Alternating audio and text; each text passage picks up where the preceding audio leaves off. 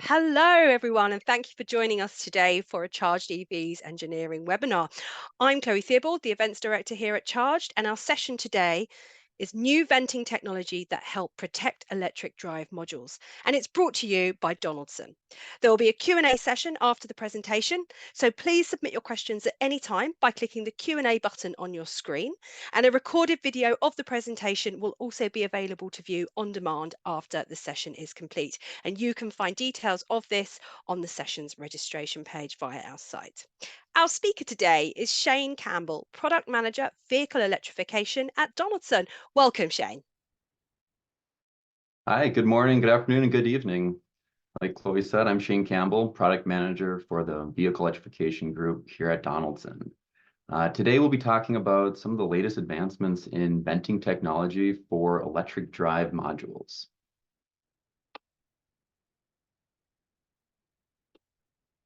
All right, so just a brief overview of our agenda today. I'm going to give a short introduction of who Donaldson is, what industries we operate in. I'm going to talk about why venting is needed for electric drive module applications. Talk a bit about what are a few different approaches that people are taking to their venting strategy and how Donaldson approaches this problem. I will share a few test methods that we use to evaluate EDM vent performance to ensure that our products work well in your application. We'll go over a summary of all the points covered today, and then at the end, we will have a Q&A. You can submit your questions anytime throughout the presentation, but we will address those at the end. There will also be 2 short polling questions throughout the presentation that we'd really appreciate your participation with.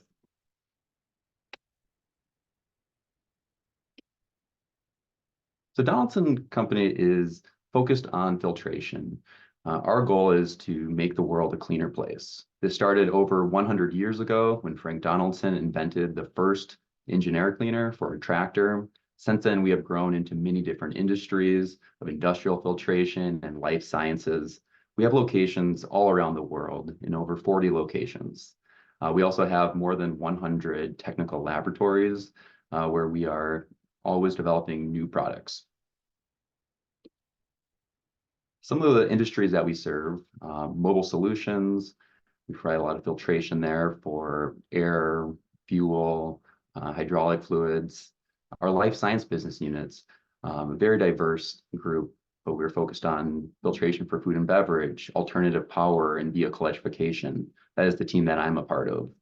We also have a lot of work within medical devices and bioprocessing equipment and consumables. The third portion of our company is industrial solutions, where we supply filtration products to many different processes and other applications.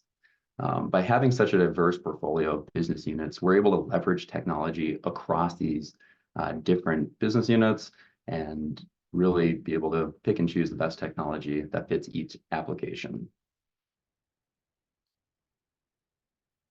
So when we look at the alternative power and vehicle electrification group at Donaldson, we provide a lot of venting solutions for automotive. Today, we'll be focused on powertrain applications and more specifically, electric drive modules.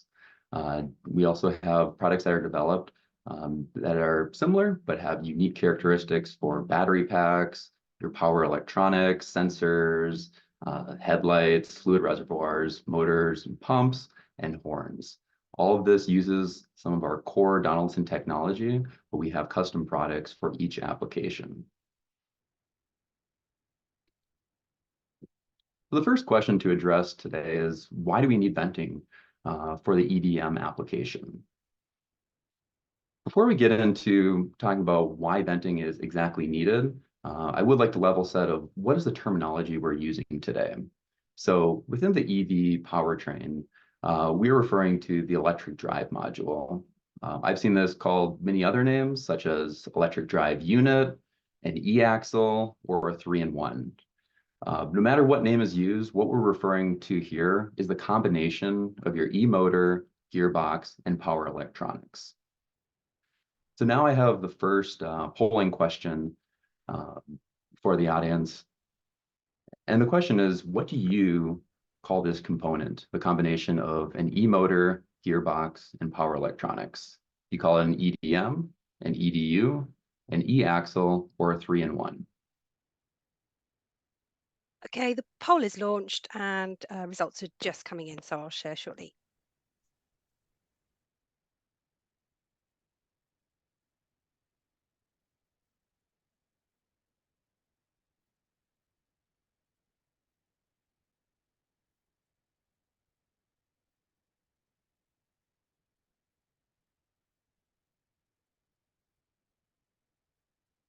Okay, that's great to see. We have a majority of EDU followed by EDM and also E-axle. That's good to know, hearing from the audience of what you call this component, but just for your information, what we're referring to today is the same thing.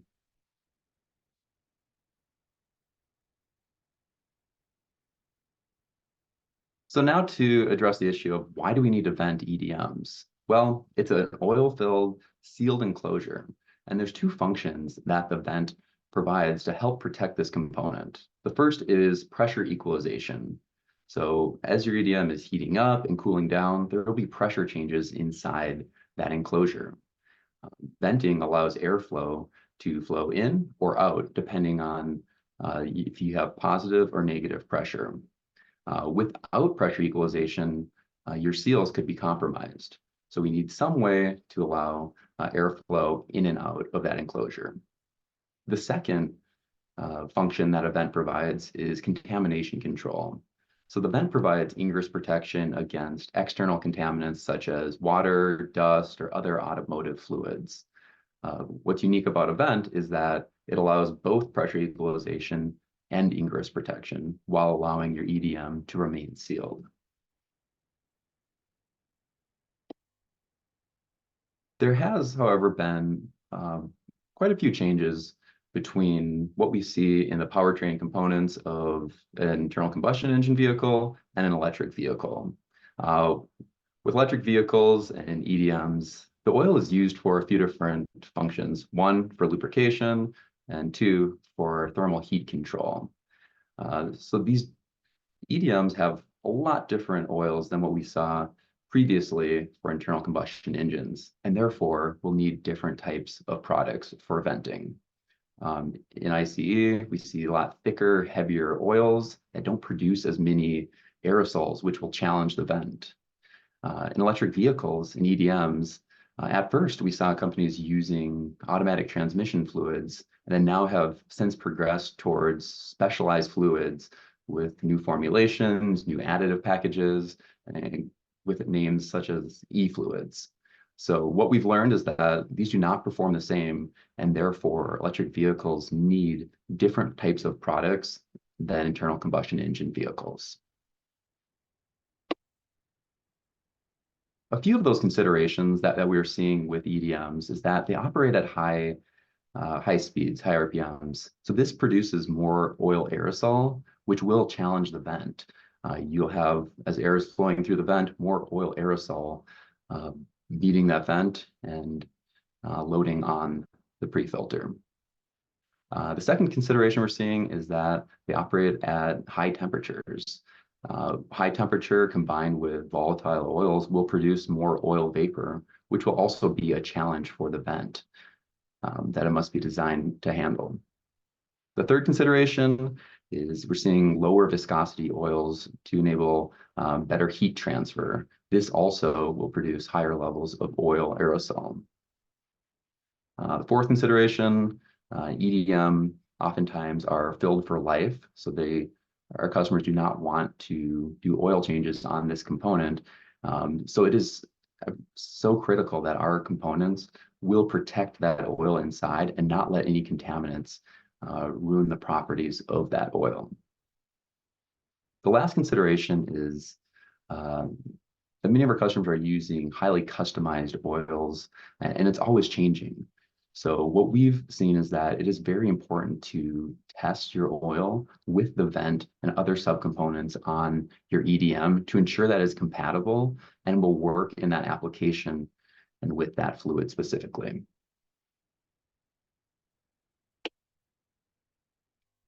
All right, now we're going to talk a bit about what are a few common approaches to venting that we've seen in the market.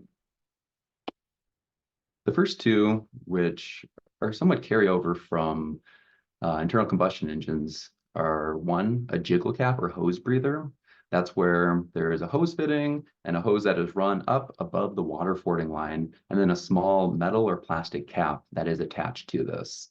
Um, While this does provide some functionalities, it does not enable direct attachment to your EDM, and it does not provide a high level of water and dust ingress protection.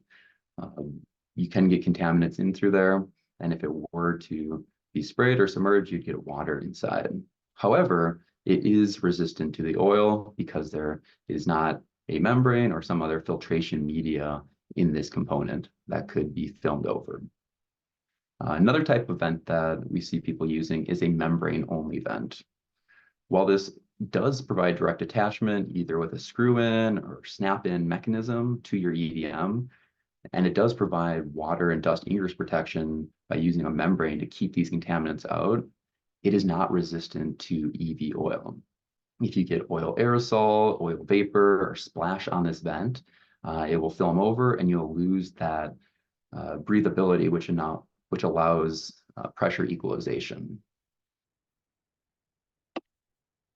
Donaldson's solution to this is a combination of two of our technologies, which we combine in our EV powertrain vent. So it allows for direct attachment with a screw fit thread on the outside. We also have options with hose barb attachments, but this uses a membrane on the outside of the part to provide the water and dust ingress protection and uses a pre-filter on the inside to provide the EV oil resistance. We want to keep contaminants out, but keep the oil inside. A little more detail on how our technology works. We've been able to take two different media developments at Donaldson, similar to what we've leveraged in different business units to make our powertrain vent. The first technology is our Tetratex ePTFE. This is a membrane that is hydrophobic, oleophobic, and will keep water, dust, and other contaminants out of your EDM.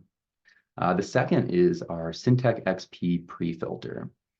This is similar media grade that is used in other filtration applications with oils, but we have many stacks of this inside the part, and this captures any oil, aerosol, vapor that might come in contact with the vent. This is all packaged together in a compact size. We've also have used the body for spray protection to enable IP ratings for automotive. So now we're going to go into our second polling question for the day. Okay, just launching that now.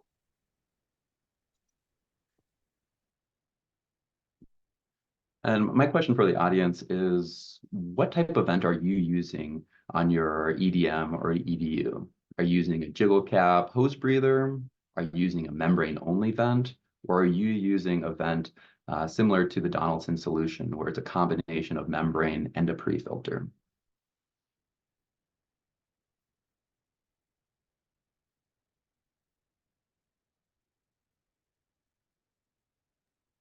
Just share this for a few more seconds.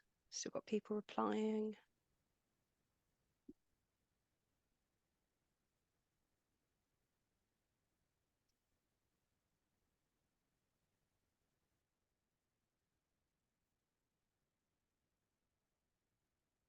All right.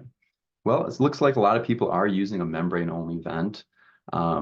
A couple comments on that. I would say that those are appropriate if you are applying it just to the power electronics, as there is no oil inside there and the need for a membrane plus pre-filter.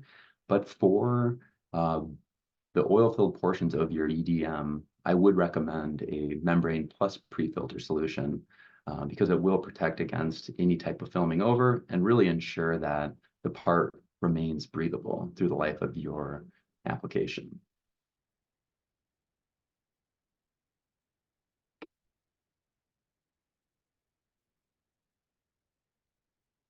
A little bit more detail on what are these two Donaldson technologies that enable uh, our venting design. The first is the Tetra Tech's ePTFE. So if you're not familiar with ePTFE, it's a really fascinating material, but it's basically you take PTFE polymer, you stretch it, and it creates this microporous structure. Really small pores that are so small that water droplets and dust cannot pass through, but it allows air to pass. It also has an oleophobic coating to help prevent other uh, types of automotive fluids from entering your EDM.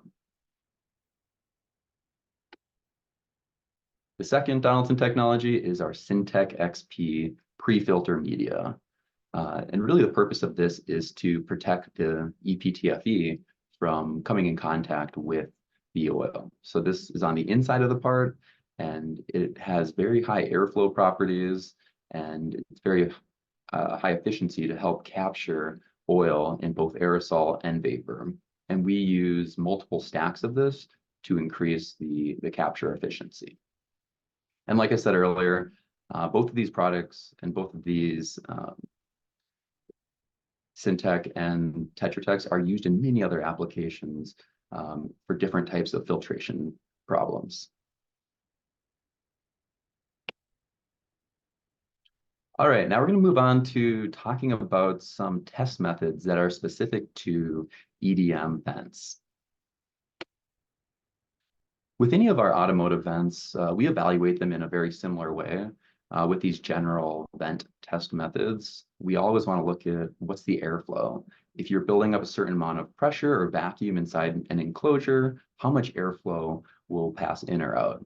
We'll understand what's the time frame of this and really keep the pressures below the critical pressures of your seals.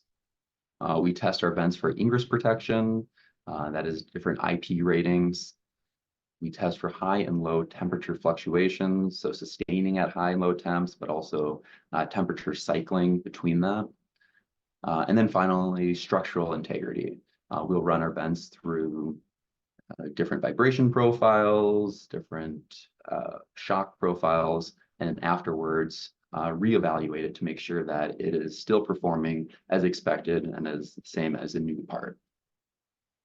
For these powertrain vents for EDMs, we do have two specific tests that we have developed in partnership with several of our customers to better simulate some of the real world applications in our lab.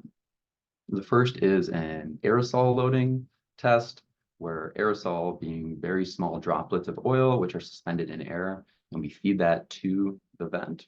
And the second is vapor loading. So we heat the oil and we flow air mixed with the oil vapor through the vent and observe how it loads over time.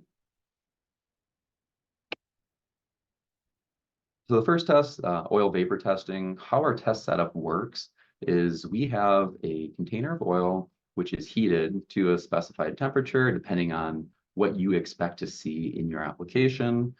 We flow air over the top, controlled at a set flow rate. And this is pumped through the powertrain vent, and we measure what is the pressure drop across the vent during this. So on the right side of the plot, you see what a typical test would look like. And this is benchmarking our product, which has a specialized pre-filter that is made to handle oil vapor versus a competitor solution, which uses a different type of pre-filter membrane combination.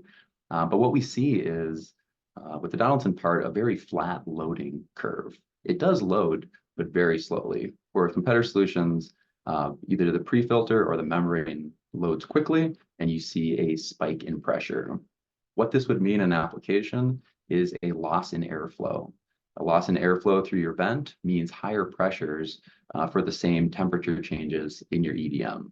And what this could cause is potentially a leak somewhere in your seals. The second specific test method that we have is oil aerosol. So a little different than vapor, but how we do this is we have an oil aerosol generator that creates a distribution of particle sizes and then that flow is pulled through the powertrain vent. We have a flow splitter, so we can test multiple parts at the same time with the same oil aerosol. This is all contained within a heated enclosure if you want to test at different temperatures. It is pulled through with a vacuum pump, and then we measure pressure drop across the vent. And what we see here is a very similar type of curve where you start off at your pressure of a clean vent, and it loads ideally slowly over time. And what we want to avoid is a rapid spike in pressure, because similar to the vapor loading test, that would mean a decrease in airflow.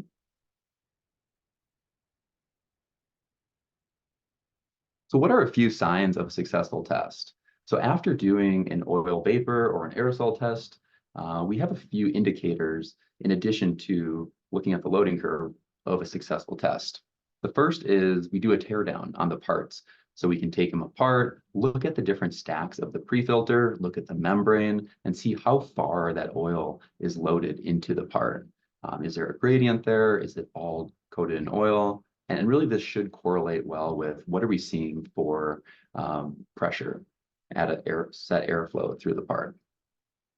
The second piece is after the test, before the teardown, is we can do another airflow test at a specified pressure. So if we understand what are the requirements from the customer of we need X airflow at Y pressure, we can evaluate that after it's been loaded in addition to before. And then finally, the last test that is a sign of a successful test is running ingress protection. So a test such as IPX7 to ensure that the part can still be submerged and will keep water out of your enclosure. And that what we're checking here is that the membrane was not damaged at all during this test, and that is still functioning like a new part.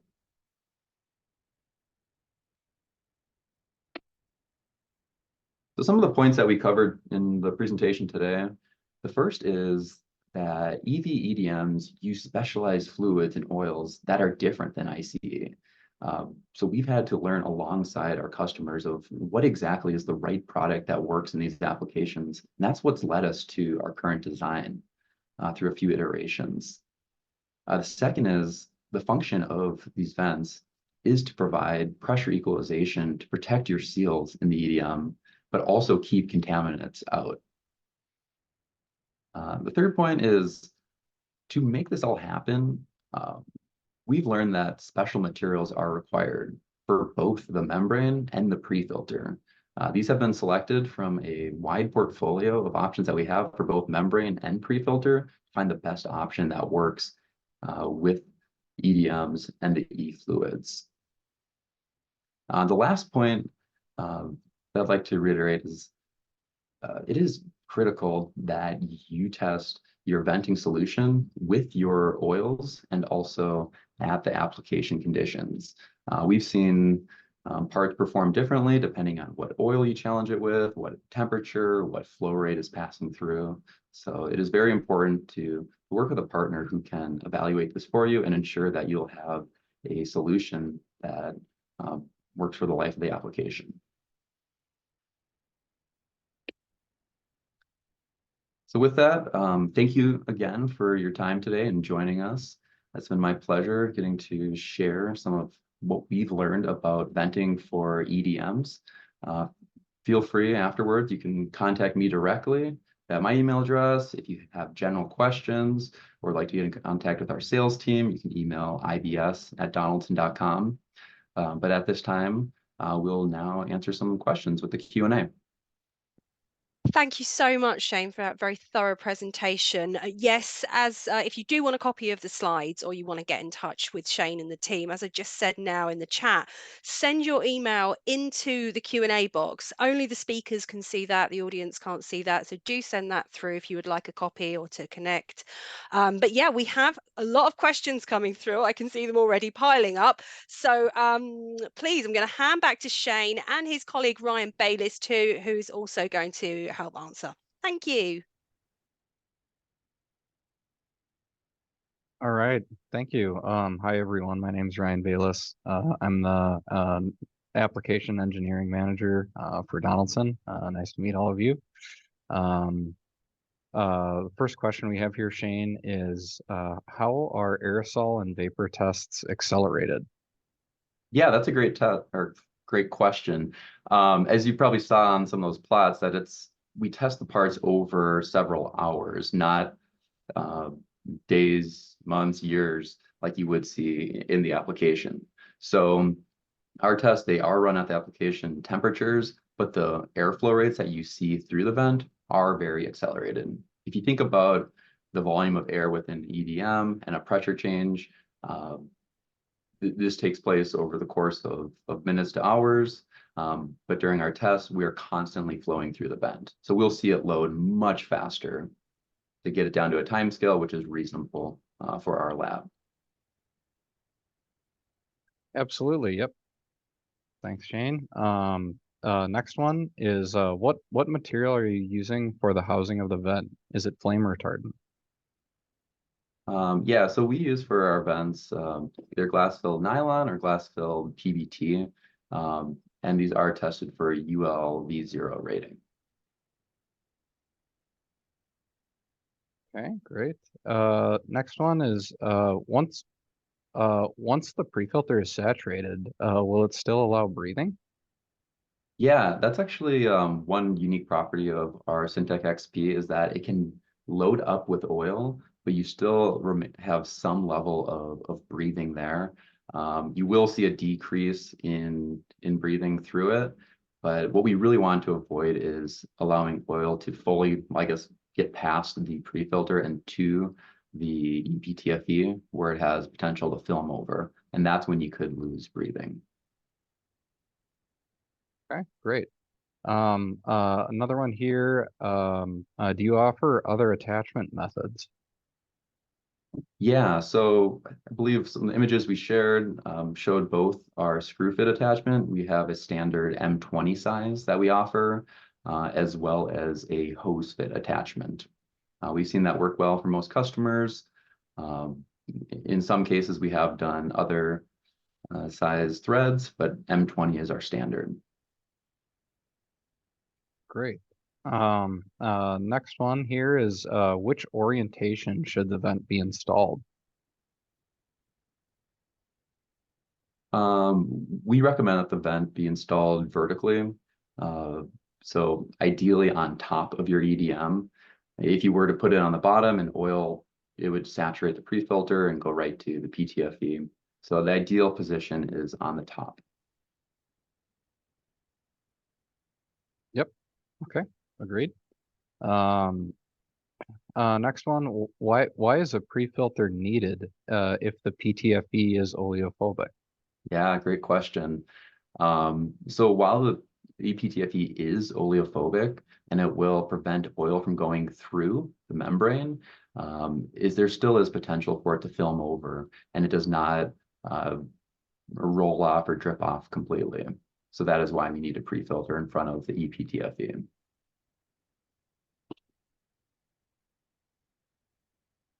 Okay. Next one. What is the highest oil temperature that you are considering? Yeah, typically we do testing up to around 140 degrees Celsius with these parts. One thing to consider is what is the temperature of the hottest component within your EDM? What is the bulk oil temperature? And then what is the temperature that the vent will actually see? So these are really important pieces that when we get this feedback from our customers, it helps us to set up the test so it's most representative to that application.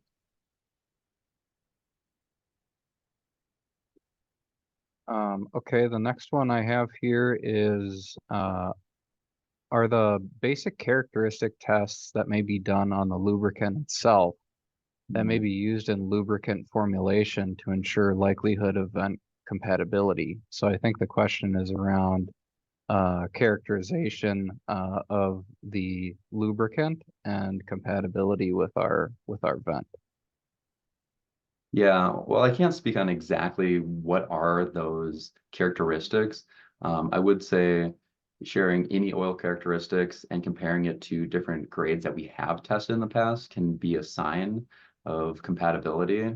But at the end of the day, I would recommend testing it with the vent first, because that is really the best way to make sure that it will work. Okay. Next one here. Does the EPTFE filter water vapor in addition to droplets? Yeah, that's a great question. And that's one unique property of EPTFE, is that while it does repel droplets and liquid water, it will allow water vapor to pass through, similar to how it allows airflow to pass through. But once the water condenses and gets back into the liquid state, then it will keep it out. Okay. Let's see. Question is, will the vent be disabled after a vehicle rollover full of oil? Yeah, great question. While our vent does not have a mechanism there to shut off to protect it, um, it will it will get contaminated with the oil and will need to be replaced once the vehicle is flipped back over. But the membrane, because it is oleophobic, will keep the oil inside, so it won't start leaking out.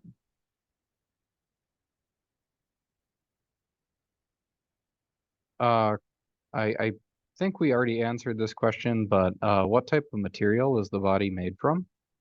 Yeah, we make our parts out of either nylon or PBT.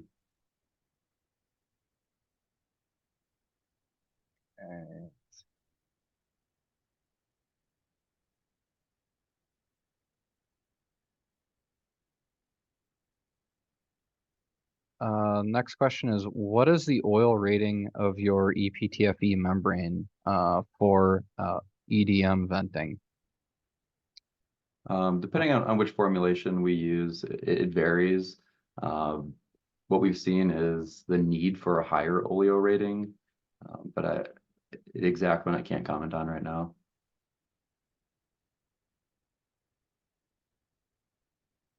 Once your media is loaded with aerosols or vapor, is it able to unload itself or is it permanent? Yeah, we've done some investigation into this because, as you see with our vapor or aerosol loading tests, it is just one-way constant flow. But as we know, with pressure cycles, there's flow in and out. So there is some oil migration and a bit of coalescing and drainage.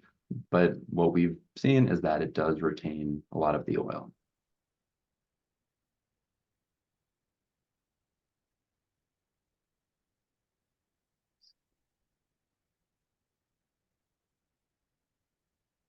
Uh, can we use this kind of vent to vent batteries of an electric car? Yeah, that's a great question. Um, I would not recommend this type of vent, but I would recommend one of our dual stage battery vents, which are designed for that application. So different type of attachment methods, but really it has the dual stage functionality of both pressure equalization and then protection during thermal runaway, where it will open up to allow rapid degassing. So you can go to the same website, yeah, donaldson.com/venting, and we have a separate page all on battery vents, and you can see what those products are. And our team would be happy to share more information on that.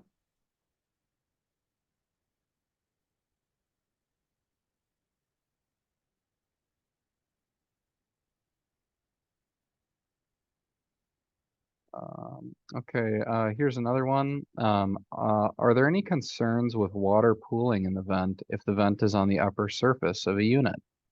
Does it restrict the flow through a vent?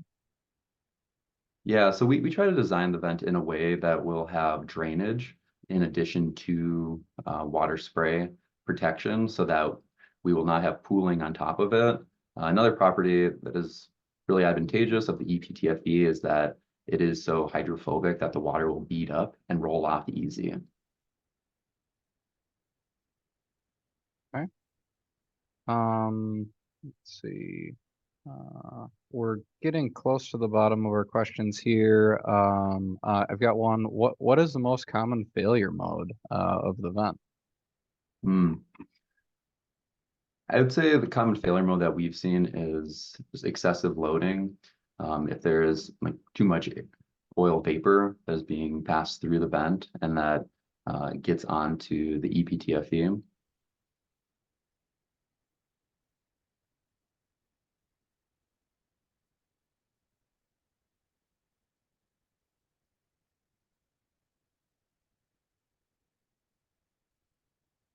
Okay, let's see here if I have any other questions.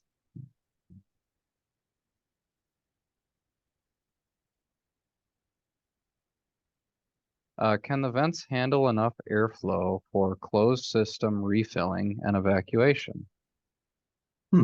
Um, it depends on the size of your enclosure, the volume, how much oil you're adding, and how fast. What I would say is that yes, it will allow for that airflow, but what we need to consider is just what the pressure will get up to during that event. So we do have calculators based on the size of our vent, the different materials and their properties, to give an indication of what pressure you would see if you're filling that volume at a certain flow rate of oil. Okay, great. Well, I think we just have one last question here, which has been asked by a few folks, and we might not be able to provide much detail here, but commonly asked question is your product does your product have any PFAS regulation considerations, and is PTFE impacted by that? Yeah, so we're constantly monitoring the different regulations. This is a hot topic and especially relevant to automotive and these different materials. So Donaldson has a team working on this, evaluating to ensure that our materials and coatings are compliant with the latest regulations. Okay, well, thank you so much to both of you for running through lots of questions there. I think that's all we've got time for. We're going to make a wrap now. But thank you very much to Shane, who has done a fantastic presentation, for Ryan Bayliss for joining him for the Q&A, and to the wider Donaldson team for all the preparation for this session. And big thanks to the audience for joining as well. The session, as I mentioned, will be available to watch on demand. So if you want to watch again, or you have colleagues that didn't make the event, they can register and watch the session again. If you have sent your emails requesting slides, that will go to the Donaldson team. So Shane and co will get back to you. But otherwise, thank you so much, everyone, for today's session, and look forward to hosting you again soon. Yeah, thank you, Chloe. It's been my pleasure, and we look forward to connecting with all of you in the future. Yep. Thanks, everyone.